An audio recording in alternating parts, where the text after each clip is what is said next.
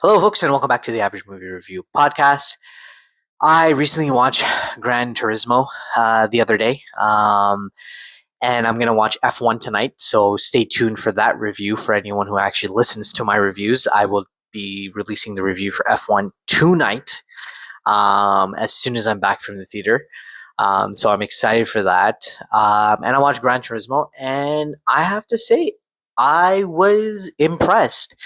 I don't know if you guys have seen it, like on streaming, but like it's available on Netflix, and the whole film, like, was it looked like it was shot on IMAX. Like the whole film, kind of like there was no black lines, like the 4:3 or whatever it's called, and it was shot like the full screen, like my entire TV was taking up, and I was like a little bit shocked, but I was like, yo, this is actually pretty awesome. Like it looks so good, and this is based on a true story, so I guess that's what made it even more interesting to me and more like I was more invested to see how it turns out. And honestly, it wasn't even about winning place. It was just about the fact that one kid who ended up playing video games and was like one of the best GT racers in the world proved to the world that he could actually do it in real life, and that's a huge thing as well, right?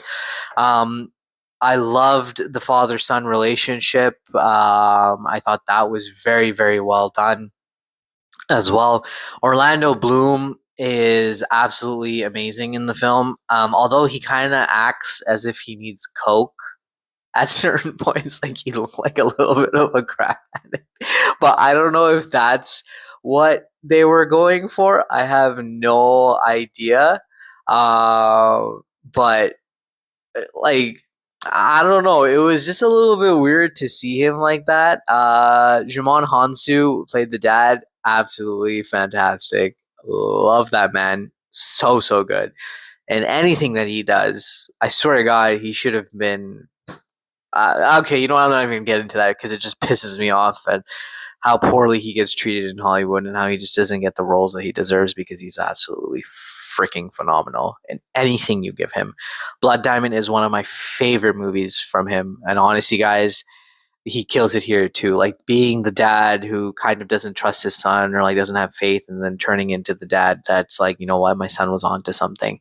And on top of that, like, you know, Archie Madekwe, who plays Jan, does an amazing job as well. You know, I think this is his first film. I'm not sure, but I've never seen him, and this is the first film I've seen him in, and he does such a good job as well too. And obviously David Harbour, Jack Salter, this is the role he was born to play with. Like when he screams, you get pumped up. That's how good he is. So, like, phenomenal job in terms of casting. And story wise, they just had to follow the simple true story, and they did it perfectly. And I think, in all honesty, this was actually a really good film, and maybe not the best racing film, but there were some shots and moments that are amazing. To me, the best racing car film ever, ever till this day will be Ford v Ferrari.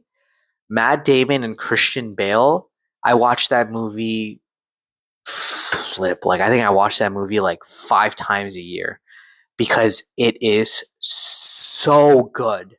So good. Holy crap. It gives me chills every time. And I'm expecting that level when I go watch F1 tonight. Like I'm expecting that level. But back to Gran Turismo, absolutely, I think a really good film. A solid 7 out of 10. I think it was fun to watch. The storyline was great. The cars looked amazing. The sequences looked amazing. Um, I also, at the end of the film, they also tell Jan, the actual person Jan, who the story is based off of, he plays the stunt double for the races. That's a no-brainer. That makes so much sense, right? I don't know why I didn't think of that. Genius move on that part. But yeah, to bring a story like this to light, and not only that, but to make it into a big Hollywood, you know, film is a big deal, and I think these are the type of films people want to see, and you know, like it didn't get great on Rotten Tomatoes and whatnot, but I think people were just asking for too much. Like this is a very simple, easy story to go with. You don't need much. You just need good visuals, and you just need a couple of good, I guess technically action sequences with the driving and whatnot, and they delivered. I think it was so much fun, and I love the POV views, especially the one where the camera is attached to the back of the car, and like it's moving just like how you would be playing in the video game. I love the little cues from the PlayStation, like from the PS5, like like little noises and the little noise cues and whatnot that they have. I love how they tell you where he is, fifth place, fourth place. The drone shots were amazing as well. So yeah, solid film. And honestly, I don't know why people didn't like it that much. I didn't get a chance to see it at the time. I forget where I was, but I wish I saw it in theaters. I think it would have been worth it. But yeah, it was great, man. It was a great film, and I think you should definitely give that a shot as well if you haven't seen it. So yeah, Gran Turismo, 7 out of 10, definitely worth a watch. I think you will enjoy it, and I will be delivering my F1 review tonight. So stay tuned for that, and I'll catch you on the next one. Have a wonderful day, guys.